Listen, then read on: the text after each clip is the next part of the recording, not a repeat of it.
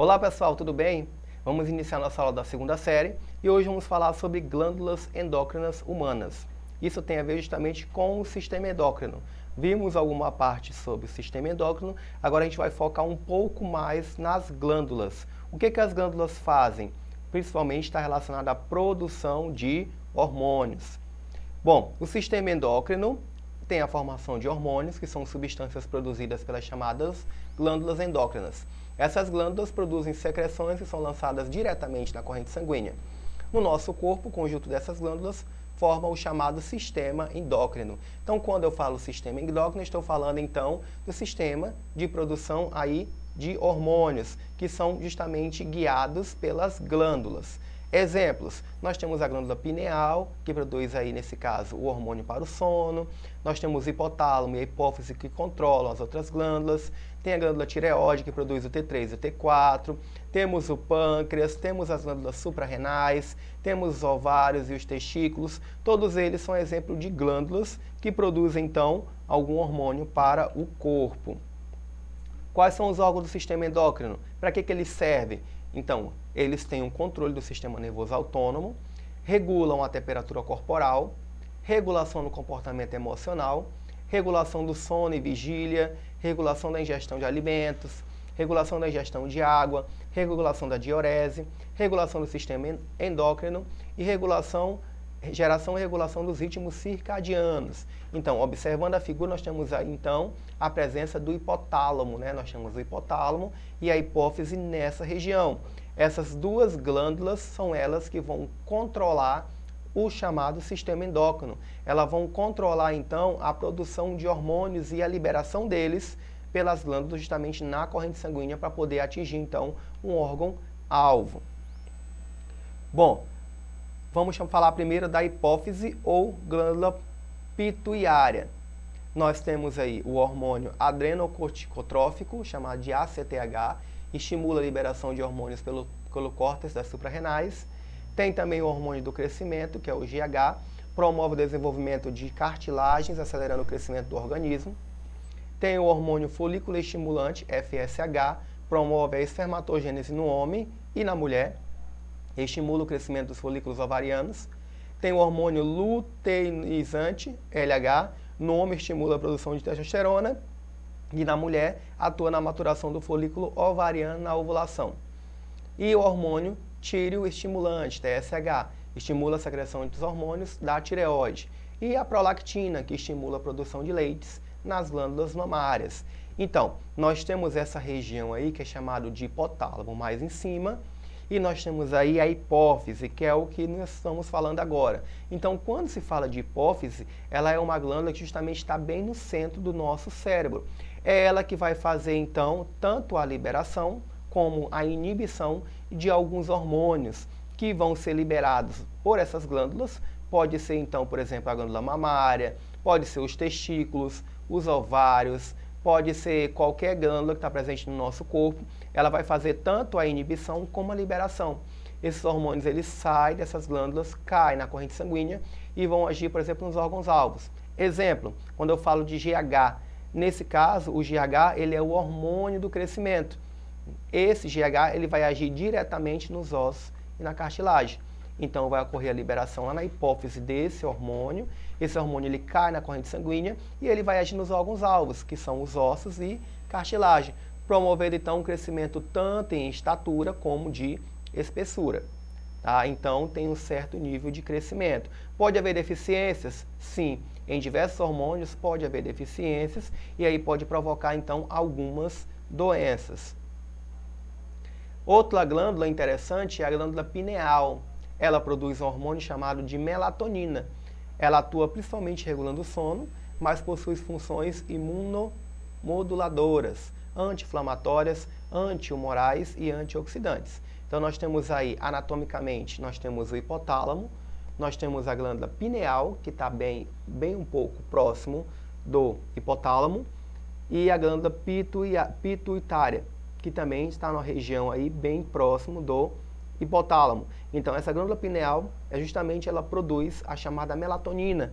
Essa melatonina, ela é um hormônio relacionado ao nosso sono.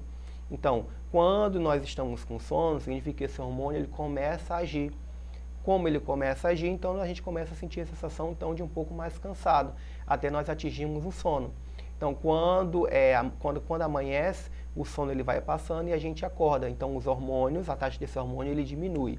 Isso faz com que a gente controle aí o nosso ciclo circadiano, ou seja, a gente saiba o que é dia e o que é noite. Tem também a glândula tireoide. A glândula tireoide ela é muito importante porque ela produz aí 3 hormônios. Ela produz tanto o T3, o T4, como a calcitonina. A calcitonina diminui os níveis de cálcio do sangue, possui ação contrária ao chamado paratormônio. A tiroxina, que é o T3, atua no metabolismo da respiração celular, e o triiodotririonina, que é o T4, atua no metabolismo da respiração celular. Então nós temos aí a posição dessa glândula tireoide, e aí nós temos 2 doenças relacionadas então, né, à deficiência ou o aumento anormal dessa glândula que está relacionado à produção desses hormônios. Nós temos o hipotireoidismo e o hipertireoidismo. Quando se trata de hipotireoidismo, o cabelo fica seco, causa irritabilidade, cansaço, pele seca e áspera, e a tireoide ela vai estar diminuída. Então, quando aí tem pouca atividade desse hormônio, então vai provocar esses sintomas. Quando tem muito hormônio, muita atividade hormonal nessa região da tireoide, eu tenho o hipertireoidismo, ou seja, a tireoide ela vai estar aumentada. Eu vou ter aí perda de peso, olhos salientes, suores, pescoço inchado. Esse pescoço inchado é chamado de bócio, que essa região do pescoço ela vai ficar um pouco mais maior. A paratireoide são glândulas que estão anexas às glândulas tireoides, elas são 4, 2 de um lado e 2 do outro. Ela vai produzir o chamado paratormônio, que ela aumenta o nível de cálcio no sangue. Ela possui uma ação contrária à da calcitonina. Apesar de que a calcitonina ela serve justamente para jogar cálcio no sangue, nesse caso o paratormônio ele vai retirar o cálcio do sangue. Ele vai ser um efeito justamente ao contrário. Bom, temos também as glândulas suprarrenais. Essas glândulas elas estão em cima dos nossos rins, tanto no rim esquerdo como no rim direito. Lá existe o córtex suprarrenal, produz 2 hormônios aí. Nós temos a aldosterona, promove a reabsorção do sódio, garantindo o equilíbrio eletrolítico. E também temos o cortisol, provocando o aumento da concentração de glicose no sangue e na mobilização de aminoácidos no músculo esquelético para o fígado. Temos também a glândula suprarrenal, produzindo mais 2 hormônios, a adrenalina, que promove a estimulação cardíaca e aumenta os níveis de glicose no sangue, e a noradrenalina, que atua principalmente como um vasoconstritor. Então, nós temos aí na figura essa parte dos rins, e nós temos aí as glândulas adrenais, tanto a direita como a esquerda. Quando se faz um corte nessa glândula, nós temos aí a parte do córtex e da medula. Então, nós vamos ter a produção desses hormônios, a aldosterona, o cortisol, a adrenalina e a noradrenalina. Tem também o pâncreas, que ele é chamado de glândula mista. Ele possui aí também a parte, quando fala de endócrina, possuindo então a produção da insulina, que ela aumenta a captação de glicose pelas células, a síntese de glicogênio e estimula a síntese de proteína. Nós temos também o glucagon, que promove a gliconeogênese, que é a síntese de glicose no fígado. Então nós temos aí, nessa parte da figura, o formato anatômico morfológico aí do pâncreas, né? Nós temos a cabeça, o corpo e a cauda. Nós temos a parte do baço, que está relacionada à produção aí da parte do sistema de defesa. E aí nós temos também a vesícula biliar, que está bem um pouco mais acima. Então a principal função dessa parte do pâncreas, quando se fala do sistema endócrino, é produzir esses hormônios. A insulina, que ela vai diminuir a taxa de glicose do sangue, e o glucagon, que ele vai retirar do músculo, quando falta, por exemplo, alimento, quando falta glicose no sangue, ela vai retirar do músculo e vai jogar para a corrente sanguínea. Então ambos os hormônios eles são antagônicos, ou seja, eles fazem funções diferentes. E aí nós temos os testículos, que tem a produção da testosterona, que promove o desenvolvimento de características sexuais masculinas e estimula a espermatogênese, ou seja, a produção de espermatozoide. Então é justamente nessa região do testículo bem lá na parte do epidídimo, eu vou ter então a produção, né, do espermatozoide, e mais acima eu vou ter então a produção da testosterona, que é o que vai dar as características sexuais masculinas. Nós temos também os ovários. Nós temos dois hormônios, o estrógeno, que promove o desenvolvimento das características sexuais femininas e aumenta o endométrio, e a progesterona, que promove o desenvolvimento de características sexuais femininas e garante a manutenção do endométrio. Então, primeiro nós temos o estrógeno, que vai aí, nesse caso, desenvolver e aumentar a parede do útero e também característica sexual feminina. E nós temos aí também a parte da progesterona. A progesterona é um pouco mais importante porque é ela que vai dar um crescimento, né, do corpo feminino, trazendo aí, então as características mais sexuais femininas. Bom, agora vamos para o exercício, vamos ver o que a gente aprendeu aqui durante essa aula quando se fala em relacionado aos hormônios. Então vamos lá. Os hormônios são definidos como substâncias produzidas pelas chamadas glândulas endócrinas.